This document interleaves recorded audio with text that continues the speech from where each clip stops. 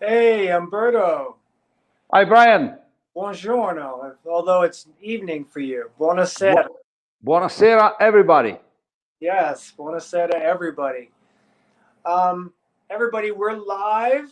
I'm Bryan Mirabella on Quantum Fitness YouTube page, and I'm with legendary freediver Umberto Pelizzari, who last week I got the pleasure of meeting and breath coaching, and it was kind of a highlight of my life. And he agreed to be here with me on a live chat. And Umberto, say hello to the world. Hello, everybody. Thanks, Bryan, for inviting me. The experience we had together last week was really great, even for me. I know how to breathe. I know what's a breathing technique, but anytime I can discover new thing. And congratulations for your technique, your method was very interesting. Wow. And nothing. I'm here to talk about breathing, free diving, whatever. So anytime, anything you want to know, I'm here just for you. Wow, that's cool. Well, I'm not going to talk about myself or my method yet. We'll save that for the end. I think everybody would like to know a lot about you. And I'm sure that a lot of people know who you are. If they've seen the movie Big Blue, then they certainly know. And really, what I would like to do is just have you talk a little bit about yourself. I don't know where you want to start. If you want to give us a little background about how you how you fell in love with diving. I mean, I would like to know that. So My story is pretty strange. I was not born close to the sea. You know, Italy has 4,000 kilometers. To the sea, connected to the sea for 4,000 kilometers. But I was born in the north. I'm closer to Switzerland. I'm closer to Austria. I'm closer to the mountain than the sea. And at the beginning, I was afraid of water. So my mother decided to send me to the pool, to the swimming pool, just to be better in the water. Anytime I saw the shower and the shampoo, the bottle, yeah, I started crying because anytime I had the water on my face, I had the claustrophobic sensations. You know, I was afraid of water. So I attended the pool. After 6 months, I started with the competition. I was very young. I was 4 or 5 years old. And then I started swimming, competing for about 12 years. And during this period, I was in the water every day for minimum 2 hours per day. And there I discover, I loved holding my breath. I At the beginning was a challenge with myself. Anytime I wanted to swim longer or stay longer underwater without moving, static, motionless, and get I was addicted to static, to the static, to holding my breath. That was part of my life. So when I finished with the swimming competition, I was about 17, 18 years old. I decided that I wanted to get better as a freediver, but my dream was pretty difficult because that time there were no manuals about freediving, just scuba diving. No internet, no schools. Freediving was just something that you did during a scuba course, but was just getting better in the water. That what? was freediving that time. Sorry to interrupt you. What years was this? I was born in 1965, so it was about 70, 82, 83, more or Okay, less. 4 years younger than you. Yeah, I know. And nothing. So I finished the high school. I went to university, had more time.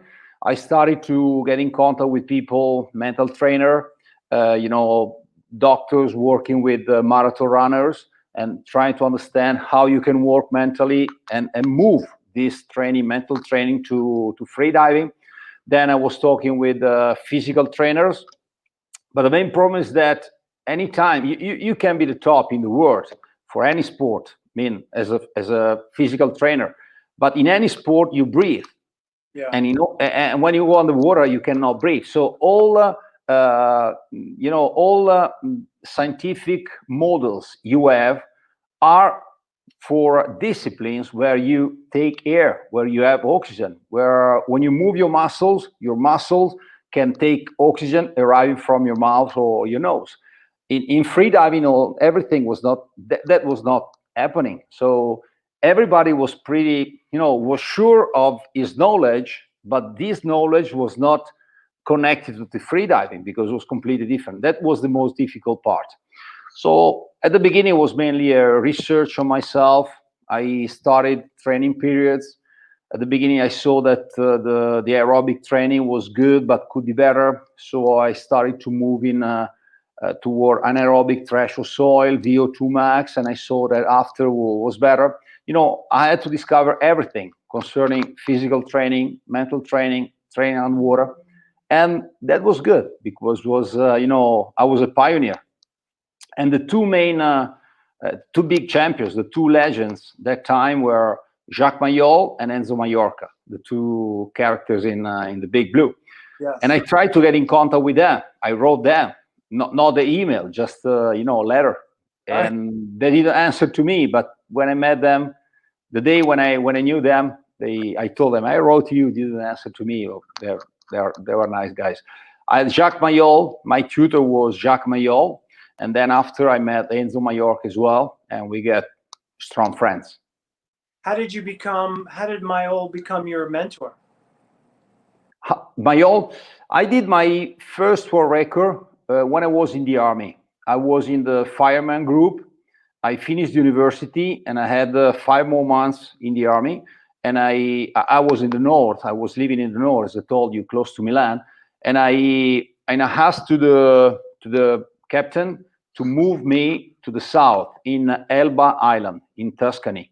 So I went to this island that had strong traditions in freediving, and there I started to train with the scuba divers of the fireman group, and there I started to train deep. I was a good freediver, but mainly in pool disciplines, static, dynamic, horizontal, but not deep. I had no depth for training. I could not adapt myself to the pressure, to the depth. And in these 5 months in Elba, I had the people and the organization to start deep trainings. That was my first step.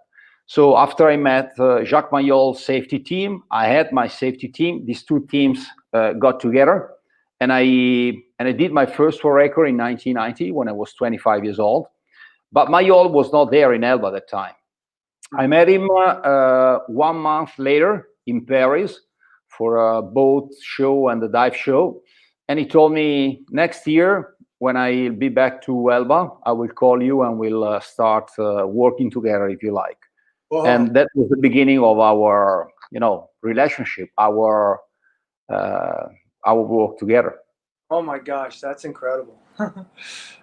How long did you train with him? But with him was not really a training. He was the tutor, the old wise man. Not really old, but for sure the wise man. And the trainer tell you, hey, work like this, control the muscle, don't bend your knees, check your head. Straight to the point, to the mistake. For him, the free diving was mainly sensation. I remember the first day I went in the water with him.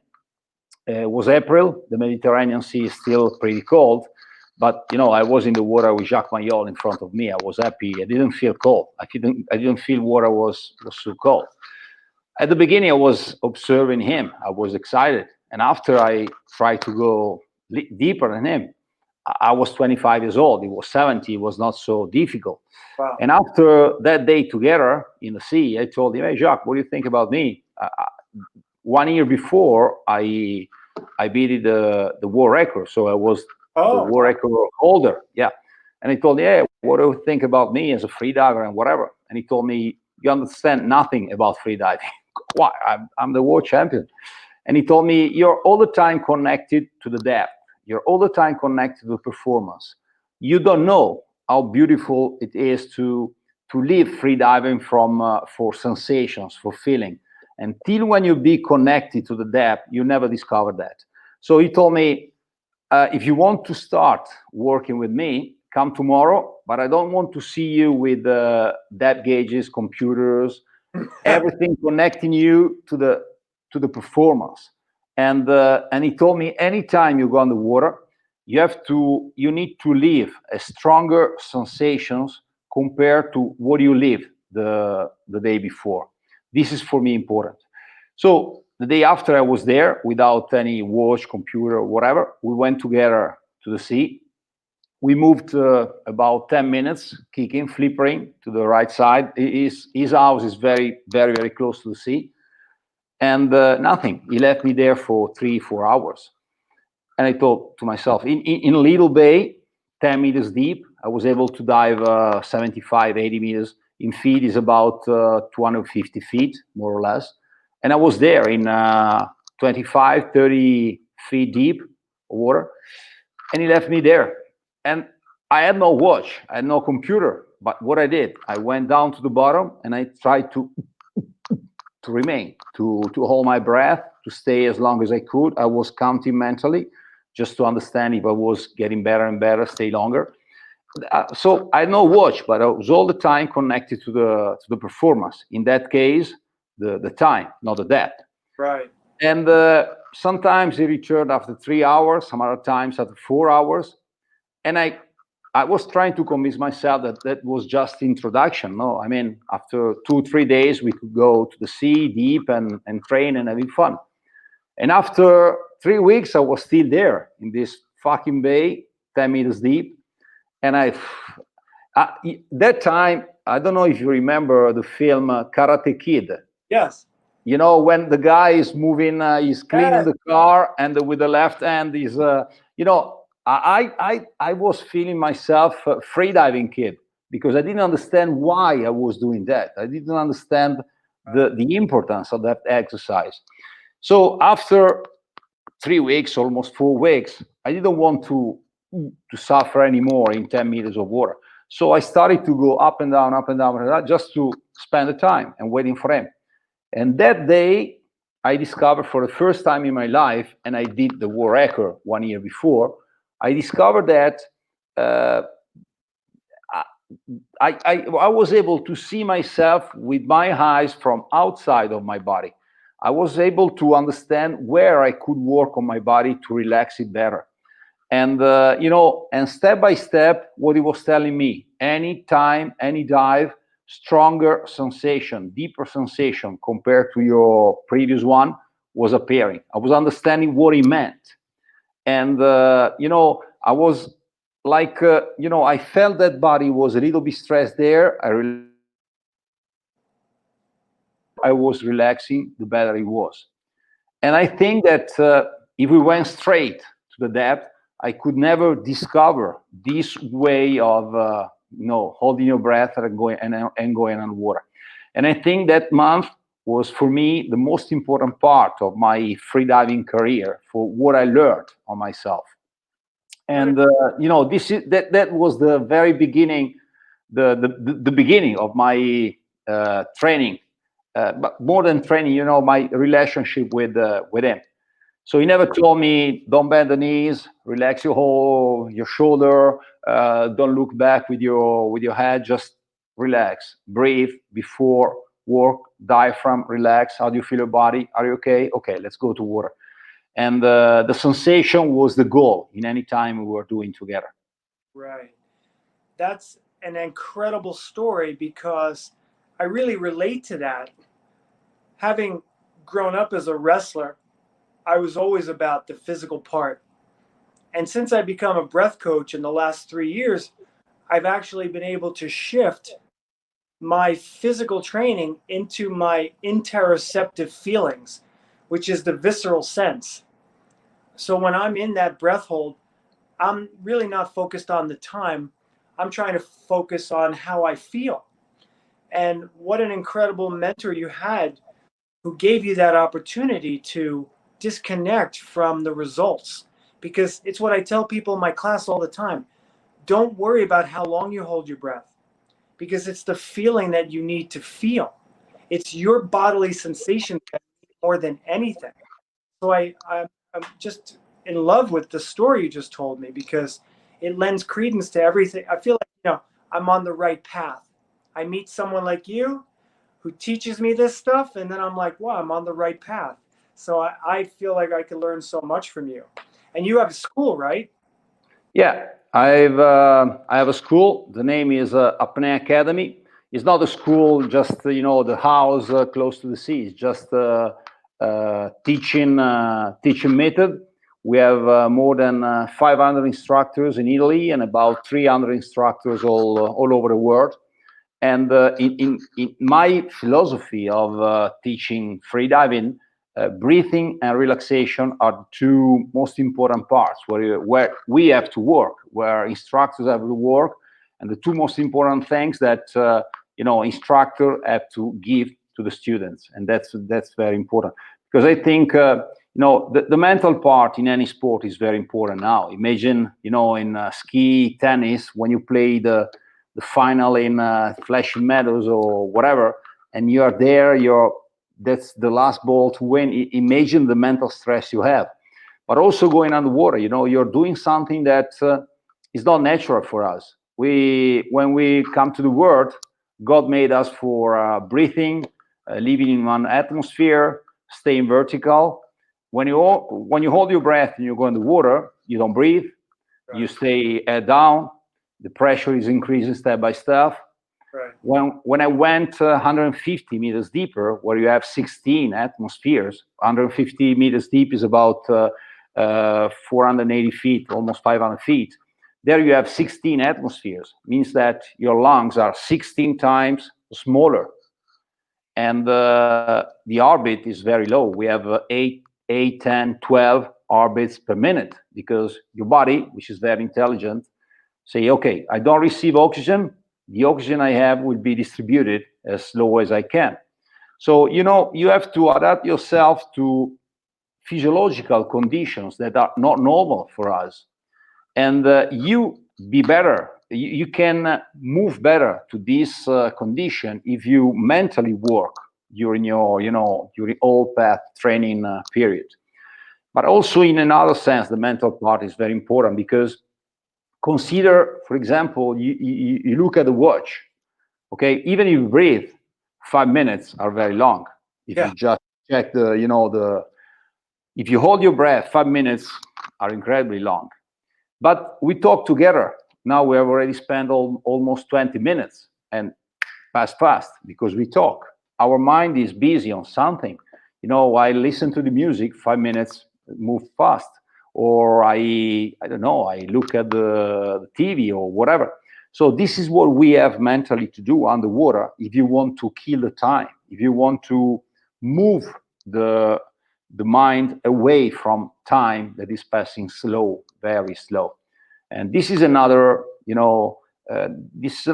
on how to use your mind to be focused on your body, but far at the same time from time. Right. That's incredible. How far have you dived on one breath? You mean for depth? Yeah. 150 meters, which is about 486 feet deep. Wow, it's incredible. The thing I wanted to ask you is when you talked about the lungs being compressed 16 times the atmosphere, um, one of my students who introduced us, Joy, she talks about where I know from reading the book The Deep by James Nestor. That's really my only introduction to diving. I've never really been in the water to dive. But when you first get into the water, even the accomplished divers, you actually feel the pressure almost within the first 15 feet, right? Because your lungs squeeze down by half. And then I heard, now you have to tell me that as you're diving and you feel that response to breathe, that you have an ability to tell your spleen to basically flood your bloodstream with oxygen. And she coined it an airgasm, which I thought was incredible. I love that. I hashtag that. I want to know about that feeling that you feel when you're going down, you feel the need to breathe, but then you're able to take away that need to breathe. Yeah, I think we have to consider two things. When you go on the water, if you remain man, with your lows, with your physiological conditions, you will always feel stiff and compressed, because just from 0 to 10 meters, you double the pressure. So you feel two times more stressed and crashed by water. It's you have to relax. That's very important. And the most important muscle you have to relax is diaphragm. Okay, because if you go in the water and you think just relaxing my shoulder, I'm relaxing the water, is not true. Because when you go in the water, that's a physical law. Increase the pressure, and all volumes in your body are decreasing proportionally. So imagine 20 meters deep, which is about 55, 60 feet. We have 20 meters deep, we have 3 atmospheres. Lungs are 3 times smaller than normal size. But if diaphragm is stiff, we remain low. So you have lungs getting this direction, lungs getting smaller. If diaphragm is relaxed, diaphragm is doing this, is moving up. But if diaphragm is stiff, you have lungs getting smaller for the physical law, and the diaphragm stiff connected to the abdominals. So you have one force moving up, the other force moving to the opposite side, and this is the reason why we feel vacuum situation. So first, we have to relax physically. We have to understand what's the meaning for relaxing the diaphragm, working on diaphragm even out of water. And the second part is relaxing yourself mentally. You have to don't get stressed, stay on your body, living the pleasure you can receive, the sensation you can receive anytime you go deep. This is the reason why I like to go underwater every day, because I discovered that while competing, and it's still, what I like to do. So we have to first step, we have to learn and understand to relax physically. My body have to be relaxed. My muscles have to be completely relaxed. After, I have to release mentally, relax mentally completely.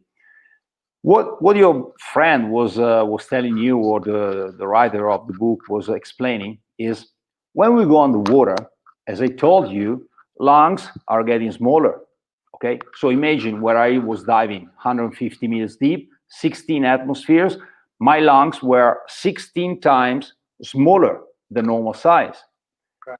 But if lungs are getting small and nothing happened, I have void inside my chest. And that could be the reason of crashing underwater and dying underwater. That was considered the limit for man. But not long time ago, not 1 century ago, just 45, 50 years ago, the physiologist of Jacques Cousteau team was saying that men deeper than 150 feet could not go. If you go, you die. Because you die because of the pressure of water. For this reason, he was saying the lungs collapse is decreased in terms of volume, and chest will be crashed for the pressure, for the weight of water.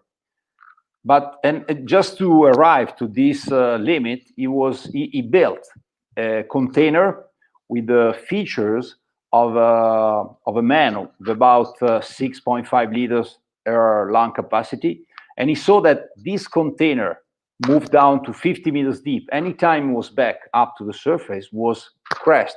So he told to himself, okay, this is the limit. The man will die underwater for the pressure. But we're not a simple container. We spend the first 9 months of our life in liquid. So we have an aquatic nature when we come to the world. And with freediving in the water, we are able to wake up again these qualities we had. And one of these is called blood shift. This is probably what your friend was telling you. What happened? My lungs are getting small, and that's a physical law. But my body is taking blood from legs, from arms, where I do not have important organs for surviving. This blood is coming where now I have my lungs, but down there are no lungs. So there's no empty around the little lungs. We have blood. Blood is coming. Blood is liquid. Liquid is uncompressible, and for this reason, chest is not crashed. So this is a natural phenomena. This is a physiological phenomena that permits us to survive to the depth, and is typical of all sea mammals. Whales dive in 3,000 meters, almost 10,000 feet underwater to fish calamars. They have no enough air for to justify that depth. Right. They use the blood shift. Nice. Dolphins, seals, and also man has this aquatic nature, this aquatic natural phenomena coming with a depth, because we spend the first 9 months, the very first 9 months, from 0 to -9 in the liquid, Right. and we can recreate this condition. Yeah, wow, that's incredible. That's incredible. I'm not, maybe with my English is not too, it's pretty difficult to explain, but I hope you understand what I mean. No, you're a really good storyteller, and you're very clear and concise. I understand everything. Okay, great. And I think everybody else does too. What did you notice about the difference between holding your breath on land the way we did it and being in the water? It's easier in the water. Yeah. It's easier. I don't know why. It's called switch. Because you spent 40 weeks in amniotic fluid, when your face hits the water, it turns on your DNA, and your DNA flips this thing called the master switch that tells the bodily systems to start diverting blood to the diaphragm and to the brain so you can go longer. Yeah, it's normally we say that in the water you can as soon as you go to water, the diving reflex is coming to your body. Your body is adapting itself with through the diving reflex. And the diving, for example, just nothing, just have a cardio here. You put the face in the water, and from 60, 65 moves to 57, 55. It's a diving reflex. Blood pressure is decreasing as well. All these situations are positive are good for free diving, and if you train them, it is even much better. Nice. But for example, when I have medical tests, if I have to hold my breath for 6 minutes out of water, at the end it's pretty hard. It's like exploding. When I train, I do 10 times 6 minutes with 45 seconds rest in between, and it's a training, so you have to suffer, or it's not a training, there's no adaptation. But 1 time out of water, 10 times in the water, it's a big difference. Yeah. And it could be justified with the diving reflex and relaxation and whatever. Anything is coming when the body is going to water. Because what I noticed when you and I were breathing together is that when you let go, you looked to me as if you could have kept going. But that's because you've practiced the relaxation response.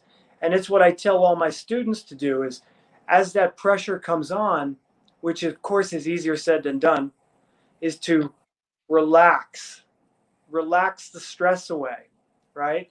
And for a lot of people, emotional. They feel the tension in their body, and people have actually had outwardly cries of emotion during the sessions where they let go of repressed feelings. Has anything like that ever popped up for you where it's become an emotional response to the breath hold? It's difficult to give a question to anything happening in the water or out of water. It's sometimes this is what happened, but we're not able to understand why it happened. And also for doctors, I remember when I was training to the sea, for example, I had medical teams coming and checking me while training. I'm talking about deep dive, and at the end of the period, they told me, hey, we arrive here, we have open questions, we come here to answer to these questions, sometimes you're not able to answer to all these problems, these questions we have, but we come back with new questions, you know. And the reason why it happened is always the same, because we are underwater, we are doing something which is not normal for us.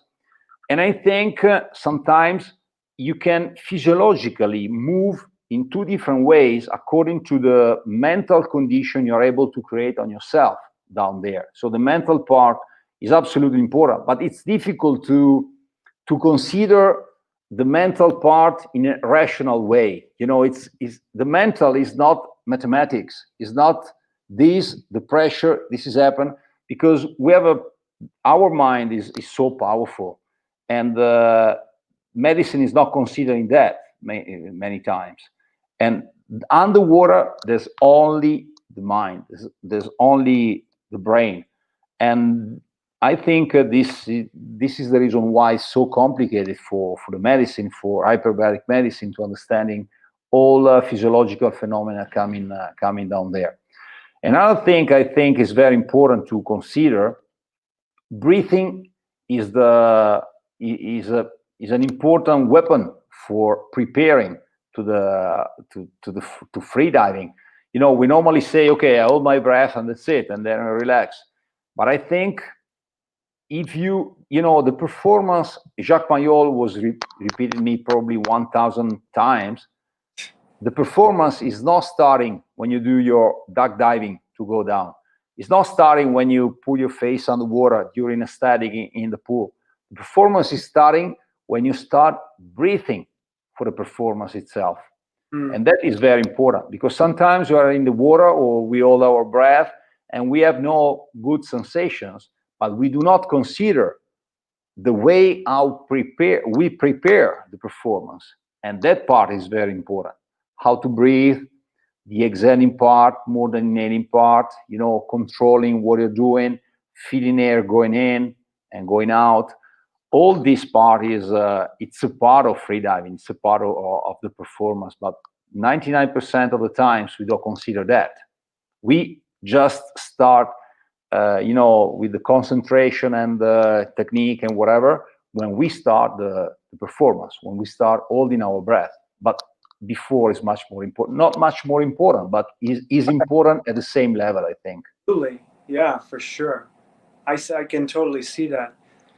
Another question I have, and I think my listeners and students would love to know, is that when I'm teaching the breathing, which my training is Oxygen Advantage, so I'm an instructor for the Oxygen Advantage by Patrick McCown, who is a 15-year Buteco teacher. And really, the most important part of life is to establish diaphragmatic breathing. Breathe through your nose, because that's why God gave it to you, and establish your ability to breathe diaphragmatically and not through your lungs. So when you're underwater, you talked about relaxing the diaphragm so it's not stiff. Is there the techniques that you do, would they be the same for if we were holding our breath? Because that's what happens when you get to the end of the breath hold. It's because you're having those involuntary contractions of the tight diaphragm. So how do you overcome that feeling? How do you train the diaphragm to relax? Normally, when you have contractions in static, because when you go deep, you feel the contraction, but you're kicking, you're moving, so you feel less the contractions. Oh. The most difficult part to manage in a right way the whole contraction is the static. Okay, you hold your breath, you're there in the pool, floating up to the surface, boom, boom, and the diaphragm is moving. So normally we say diaphragmatic contraction. Consider the diaphragm is not moving up; it's moving by itself. Is moving only down, low. We say diaphragmatic contraction because the brain is moving, is creating contraction to the breathing muscles. And the chest is, sorry, I don't know where to put my hands. When the chest is opening, okay, the diaphragm is going up. So diaphragm is moved up, but because the chest is opening, because diaphragm by itself, for the fiber of the muscles of diaphragm, can only go down. So when you're in the water, boom, boom, boom, you need to breathe, and the diaphragm is moving. What we normally do is contraction, and I close myself and I get stiff. Contraction, and I get even stiffer. And this is the opposite of what we have to do. What I tell to my students, consider a contraction like the signal of your body saying contraction, and I relax. Contraction, and I answer to the diaphragmatic contraction with a mental and muscle relaxation. This is what we have to do. At the beginning, you have to work on that. And it's important. What we did together is very, very interesting. I knew a little bit Buteco. I think you are very clever and your experience is very, very good. And feeling the hunger, feeling you need to breathe is a good point. You have to reproduce for many physiological conditions and lows. But when we need to go deep, it's important for us to inhale as much as we can. We have to, our lungs have to be full of air. And we normally breathe in a bad way, by instinct, naturally, because when we breathe, we move the chest, okay? If we do a deep chest breath, sorry, I try to, chest breath, we do this. You see the shoulder are going up, this part is moving, but if I take my hand here, I feel that something is moving up. It's like a pizza, for us Italian, the pizza is an easy example. So the diaphragm is going up, but the diaphragm, just to, that, I explained this for the friends listening to us. Consider a syringe, okay, and you have the piston inside. When the piston is going in, air is going out. When the piston is going down, air is going in. So our piston is the diaphragm. So I'm moving air in and my piston is going up. So if my objective is having my lungs full, this is what I do not have to do, because I'm taking air in with the piston going up. And this is the reason why I'm obliged to get stiff, because if I don't close the glottis and this part, the piston, diaphragm, is getting air out, the same air I was moving in.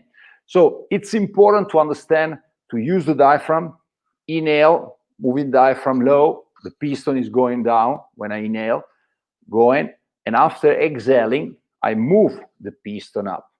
And this is what we normally do not, this is not the way the technique we have for breathing during daily life. So we have to explain to the students the difference between belly breath and chest breath.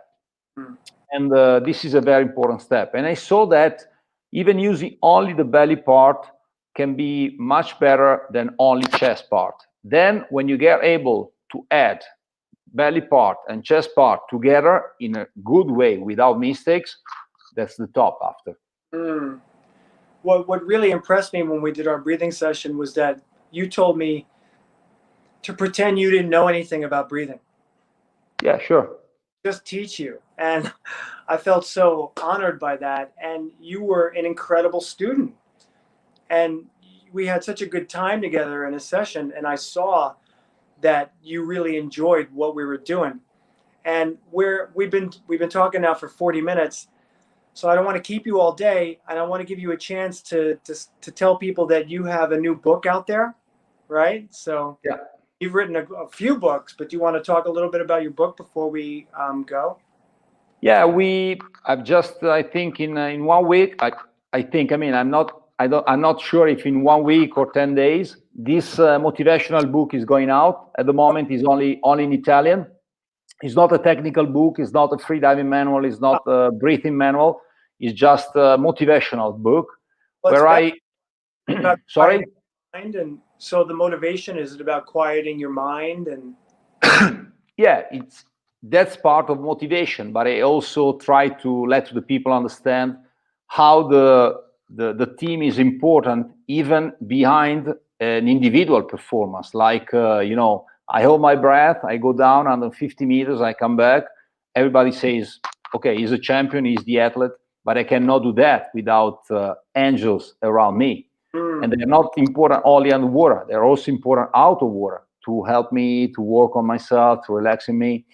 I talk about the sacrifice, because I think in any you are a sportsman. You know that you cannot get an high level athlete without sacrifice, without motivation, without you have a goal, and you know that if you want to reach that goal, you have to suffer for that. Anytime sometimes I have motivational speeches I tell to the people, listening to me, or companies or whatever. The meeting we had, me and my coach and my safety team, that meeting 10 months before the World Championship, during that meeting we decided, okay, that's the goal, that's my budget, 150 or whatever in any discipline. And that's easy because you just write a number. But the most complicated thing is understanding how to arrive to the goal. And because a goal without a plan is just is a dream, it's not a goal. And then that's the most complicated part, understanding on how to work to arrive that period, that day, at the top of the shape. And then you have to consider a B plan, because if I train for 9 months and 1 month before another athlete is touching that depth, I don't train 1 year to be at the same depth. I have to move away from my mind all depth that I had already, and accept new depths to be the first to touch a deeper depth. So all these things. Wow. For example, when I did 150, the last training deep, 135 meters deep, last equalization to my drums, I had a mistake and I broke the drum. So nobody could consider that, breaking a drum. What do? Or you go back home and you work for nothing, 10 months, me, my team, and whatever. Or, okay, this is the problem, let's solve it very fast. In 2 days, we have to go to water, So all these examples are I'm talking about this. So the parallelism between my career, my experience underwater, and daily life. We are living in a period.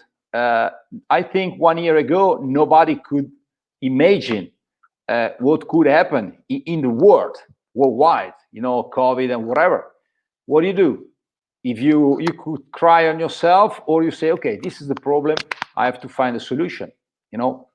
It's it happened everywhere in any different situation, and I talk about that in my book. That's amazing. Well, personally for me, COVID destroyed my business. I was a trainer. I train a lot of Fortune 500 CEOs, and all of a sudden all my clients have houses outside of New York City, and they disappeared. And all of a sudden I had no more work left. So I sat for about 3 weeks. And then when I realized New York City wasn't going to reopen, I decided I was going to create this breathing course. And now it's been 9 months, and I've taught almost 250 students in 9 months. And I've had the most satisfaction I've ever had in my life. And now my whole career has shifted. Now I seem to be just a breathing coach. Not just a breathing coach. I love it. I've never been able to affect so many people on a deep level like I have now. And thank God for COVID, but I also didn't take it lying down.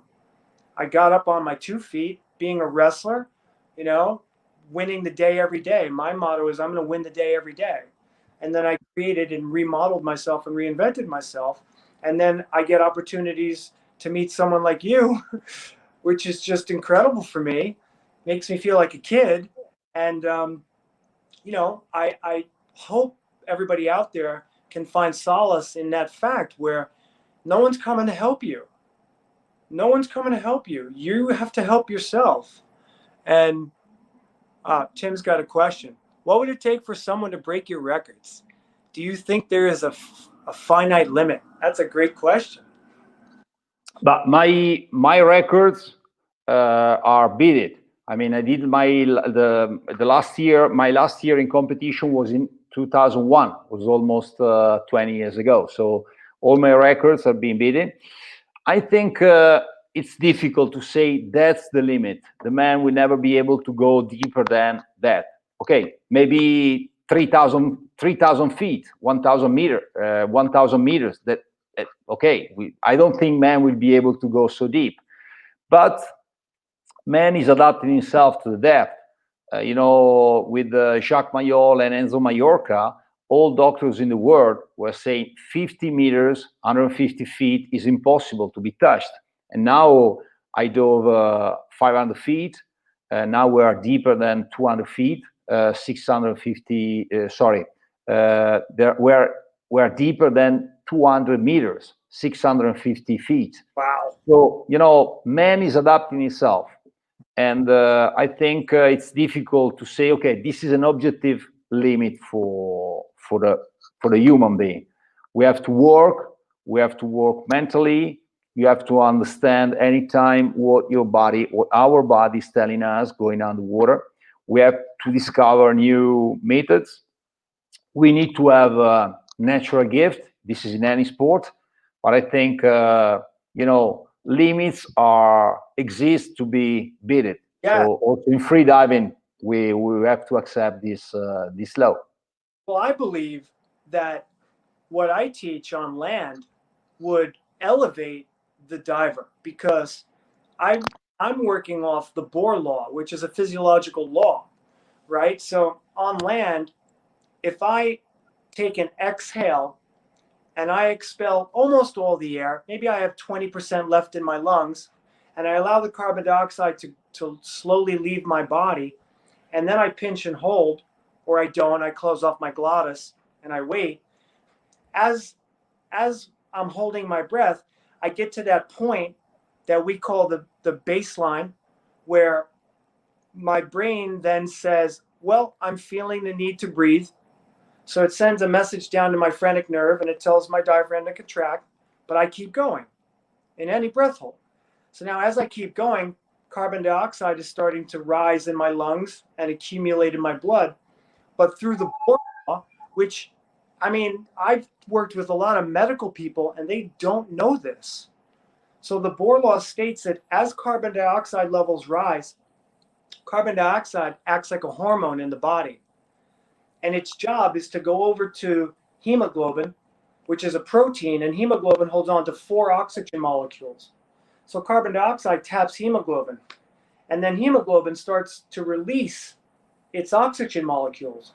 Now, we're always 98% saturated with oxygen, anywhere between 95 and 99. But the idea is, how do I get that oxygen out of the red blood cells so we can get to the organs and tissues? And as I showed you in the class, it's about raising your control pause, which is your BOLT score, your body oxygen level test.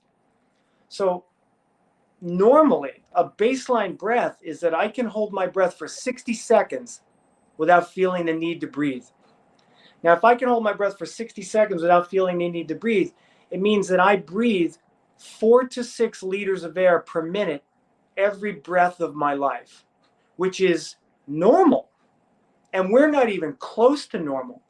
Most of the people that I work with have a control pause that's only 15 seconds, which means they're breathing in 4.5 times as many breaths as they should every minute of their life, which is what you and I talked to about earlier, is what's contributing to the illness and the disease of man. So as a diver, if I can get my control pause on land to be as close to 60 as possible, that means I'm always going to be liberating oxygen from the cell. So when I'm underwater, now I'm only hypothesizing this, but when I'm underwater, if I already have oxygen liberated from my cell because my control pause, my BOLT score is 60 seconds, then I should be able to utilize that available oxygen the same way you do underwater, but there'll be more of it. So you'll actually have an advantage as you go in the water to be able to dive deeper. But I don't know. And that's why I wanted to work with you. to show you that part of it. But I know you're retired, so maybe if you have a star pupil one day, we can work with you. There are many good American US freedivers, so you'll be probably able to work with them and test your techniques. So it's absolutely interesting. You know, it's important to test, to check, to try. We never know. You know, when I was training, my coach, and you start 10 months before a record, so you have competition during the season, but you're preparing, you're getting ready for the world championship, not for the, you know, the competition in Japan or Italy or whatever. Or you go, but you know, the goal is not that one. That competition is another one. So while training every day, my coach was telling me, go on the water, try to go a little bit deeper than what you did yesterday, but try not to, you know, not to be, you know, to be, you say, don't get boring for repeating all the time the same thing, and to move away from getting boring. What you have to do is try to go on the water. You have to go a little bit deeper, do your training, and anytime you go on the water, you have to train the performance and try to discover something new in your technique. You have to be an explorer, okay? For example, he was telling me, we equalize with this technique since 20 years, but maybe there's a new technique. We could find a new technique of equalization, which is much better than what we do now. But if we don't start studying that, we never discover that. And he was telling me, if you want to remain in this world, if you want that people coming after you, the new generation, will start from the, you know, the feet, from your last feet, the shape of your feet, you have to be the first to arrive to something new. And that was, according to me, the, you know, the goal we had in any training. Okay, the training is not just repeating what you did already a little bit better. It is going on the water and be open to receive new information, test on yourself something, and this is making interesting what you do anytime, because you know that when you train 4 or 5 hours per day, after it's a job, okay, and you cannot be in, you cannot get bored during the training. You know, the motivation has to be high, and this is another method for that. I remember my coach was telling me, you win now because you have talent, and the talent is taking the target that other people are not able to take. You have to be the genius, and being the genius is taking the target that the others are not able to see now. That was the difference. Yeah. And for him, all the season was, okay, go on the water, and when you finish, try to have learned something new compared to what you knew yesterday. I think all the best athletes, the greatest of all time, were all the top students of the craft. They knew it. They knew it inside and out, cognitively, mentally. They knew it. They were the best students, which made them the best of what they did. So I really agree with that. You know, there's another thing we have to talk about, and what I'd like to show you is I'm what's called a WEC method coach, and it's by a man named David WEC, who lives out in San Diego, and right now he's considered the top locomotion expert on the planet. I mean, remember, you say we're looking for newer things. This man is revolutionizing movement on an epic scale. It's now out of the stratosphere with what he comes up with. And I would like to show you the WEC method and put you through some techniques too, because even in the water, right, even though you're being as still as you can and you're undulating, what we do is we talk about spiral dynamics. So it's all about from here to here, right? Because really all I am is a spine. So when I teach somebody how to move, I don't teach them to use their bicep, to use their butt muscle or their quad. I'm teaching them how to undulate, because I don't need my arms and my legs to move. I can undulate like a fish in water. So what we teach is incorporating specific movements, but understanding that the diaphragm is the driver of that piston, which is that spine, that spring. So it's about rotational power. So if we can develop rotational power on land, it can certainly transfer to the water because it's your spine. So we're making all athletes better. And I actually have gotten 2012 Olympic gold medal wrestler Jordan Burroughs involved in this. I became his breath coach last year, and now I got him doing the WEC method. So we have our first Olympic medalist, gold medalist, getting training for the next Olympics to see if he could win the next games to incorporate all these new movements. And this is what I would like to show you next time. Instead of talking about breathing, I'll show you some movement. With pleasure. Yeah. Well, Umberto, I don't want to keep you all day because I could talk to you all day. It's really been a pleasure for me. I have so many other questions too, but maybe at another point you can grace me with your presence again. And until the meantime, is there anything you'd like to add for the listeners? Tell them where to find you, where to go. No, it's okay. I think we talk about everything. So thank you, Bryan, for inviting me. Thanks to the friends, Lisa. Tim. Yeah. Yeah. Oh no, we just froze.